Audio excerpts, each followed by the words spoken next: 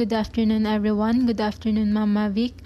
I'm Marba Sembrano who will present to you about onomatopoeia, hyperbole, and idioms, including their examples. So first, we will discuss about onomatopoeia. So onomatopoeia, it is defined as a word which imitates the natural sound of a thing. It creates a sound effect that mimics the thing described, making the description more expressive and interesting. Words are used to tell what is happening and helps reader to hear the sounds of the words they reflect. So onomatopoeia is all about using words that imitates the actual sound of the object or action it describes. So this makes the description livelier and more interesting, appealing directly to the senses of the reader. So the beauty of onomatopoeic words lies in the fact that they are bound to have an effect on the reader's senses, whether that effect is understandable or not. So onomatopoeic words also help to create emphasis. So that's the definition of onomatopoeia. Let's proceed to its importance. So onomatopoeias are a valuable way to describe sound, creating the actual sound in the reader's mind. So by using onomatopoeic words, you can simply determine what does the words mean or the message conveyed by the speaker or the writer. This creates a vivid reading experience. So by the help of onomatopoeic words, you can also relate what you have read to yourself because the feelings or emotion was expressed clearly, or it is like believable as how you imagine it to your mind. Onomatopoeia can provide a poem or prose passage with sound imagery and a rhythm which express the mood of the work. So in poem, onomatopoeic words are also important because it allows the reader to visualize the scene by creating multisensory experience, all with words. It increases the senses or describe a situation without the use of further words and to add humor or other emotions to the poem. It makes descriptions more powerful and gives a sense of reality when readers can hear sounds while reading words. So next is the common examples of onomatopoeia. First example is the buzzing bee flew away. The sock fell into the river with a splash. So the onomatopoeic words used here are buzzing and splash. Next example is the books fell on the table with a loud thump. He looked at the roaring. So the onomatopoeic words used here are thump and roaring. Also, the different sounds of animals can also be considered as examples of onomatopoeia. It can help you recognize the following sounds easily. Like for example, these words, if you read or hear it, you can easily recognize what animals are these. Onomatopoeic words also come in combinations as they reflect different sounds of a single object. Like for example, this group of words reflecting different sounds of water, while this group represents the different sounds of wind.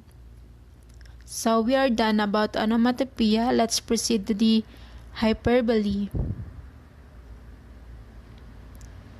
So let us define what is hyperbole. It is a figure of speech in which an author or speaker purposely and obviously exaggerates to an extreme. It is used for emphasis or as a way of making description more creative and humorous.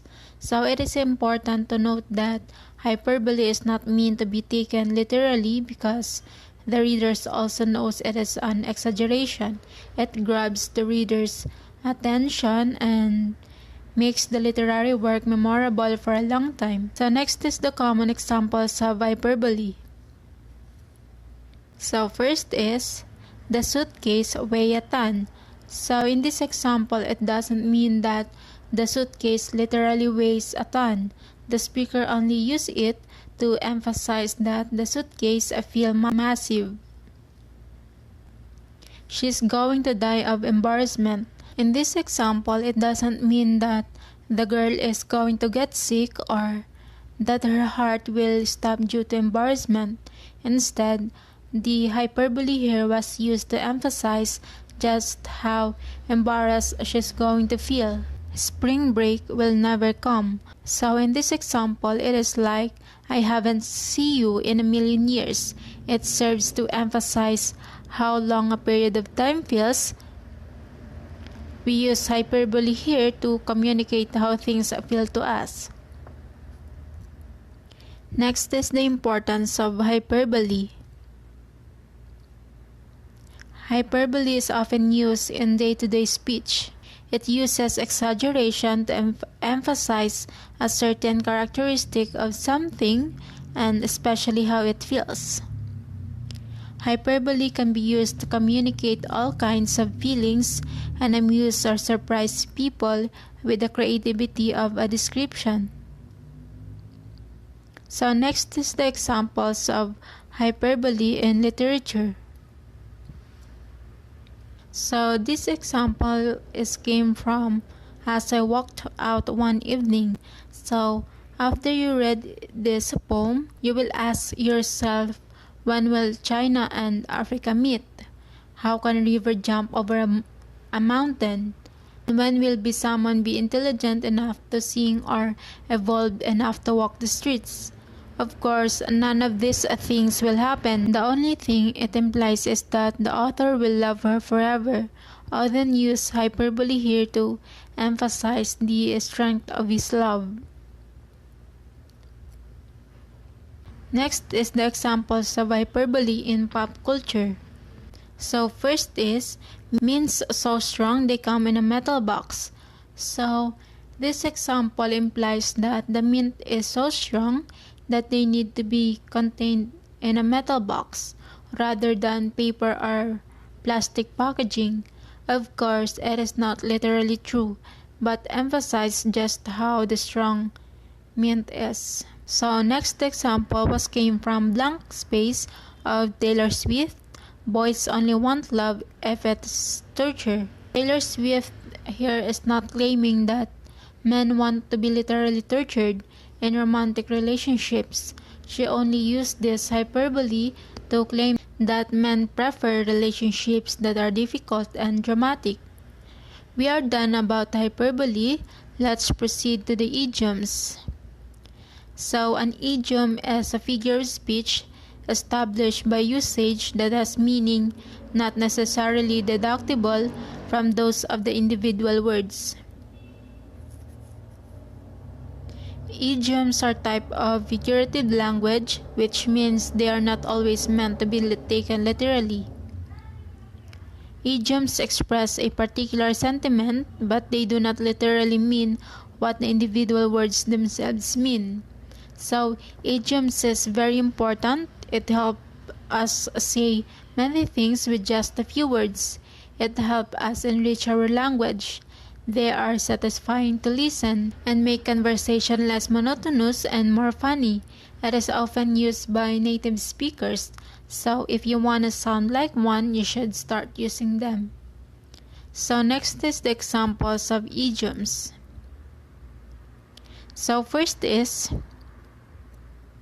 the grass is always greener on the other side. So this idiom does not literally mean that the other side will always have greener grass.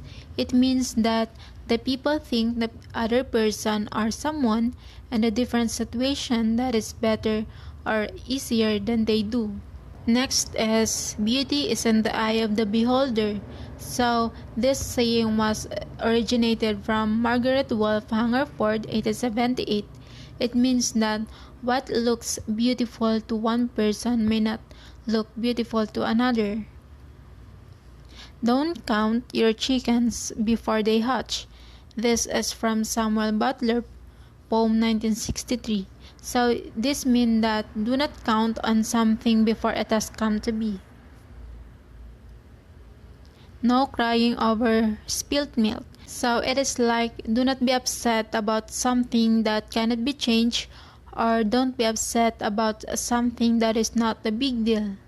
Curiosity killed the cat. Being too curious or inquisitive can be dangerous. It's raining cats and dogs, so it means that there is a heavy downpour. Back to the drawing board. Time to start over. The hay is in the barn. The action is complete or finished. A penny for your thoughts. What are you thinking? Beat around the bush. Someone is avoiding the topic.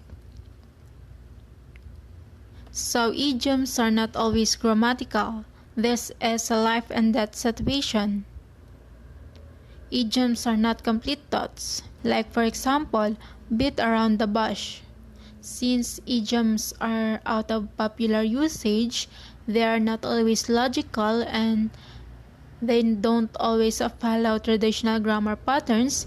This is because the phrase itself carries the meaning of the idiom and not the individual words in the phrase, regardless of each word's grammatical function. So that is all about my report.